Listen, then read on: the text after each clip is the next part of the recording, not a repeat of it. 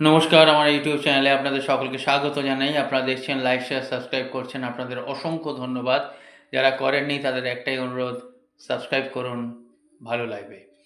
আজকে বলবো ৭০ বছর পরে শনিদেব আর মঙ্গল এই দুটো অশুভ গ্রহ স্বঘোষিত বা শাস্ত্রে আছে বা কলিযুগে এই অশুভ গ্রহ ভালো ফল দেবে, আমি ওইদিকে একদম যাচ্ছি না। ৩টে রাশি দারুণভাবে ২০২৫ সালে আপনাদের উন্নতি আছে।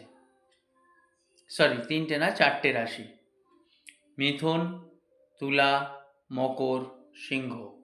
এই ৪টে রাশি অর্থনৈতিকভাবে, শারীরিকভাবে, মানসিকভাবে, সাংসারিকভাবে, বাস্তুগতভাবে আপনারা প্রচুর উন্নতি করবেন।